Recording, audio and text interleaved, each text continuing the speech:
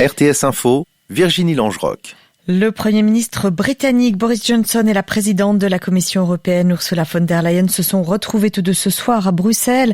Et après plus de 3 heures d'entretien, ils se sont donnés jusqu'à dimanche pour arriver à une décision ferme sur l'avenir des discussions post-Brexit. À 3 semaines de la date de sortie du Royaume-Uni, les deux dirigeants ont pourtant constaté qu'un fossé très large subsiste toujours entre Londres et Bruxelles. Les gouvernements de 6 cantons romans regrettent les nouvelles restrictions liées au Covid mises en consultation par le Conseil fédéral.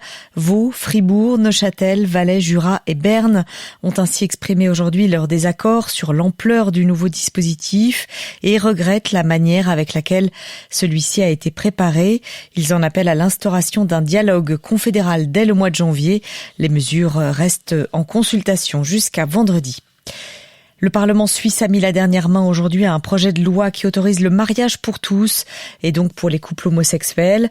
La Suisse restait l'un des rares pays européens où le mariage entre personnes du même sexe n'est toujours pas légalisé. Le texte était en débat depuis 2013 avec de multiples allers-retours entre les chambres du Parlement.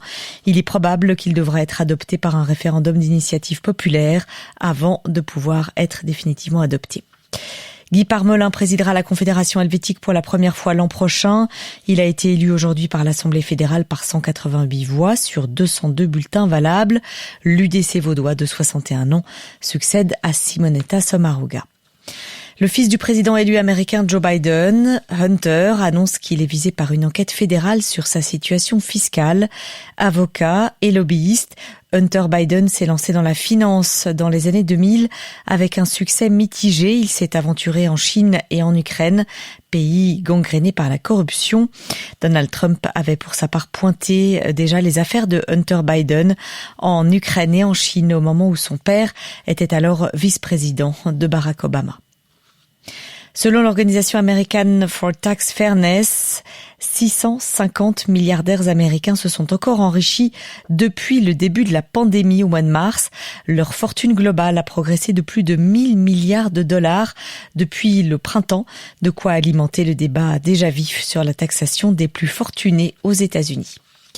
Football, en Ligue des Champions ce soir, le Real Madrid s'est imposé 2-0 contre le Borussia Mönchengladbach. Le club espagnol peut ainsi prendre la première place du groupe B.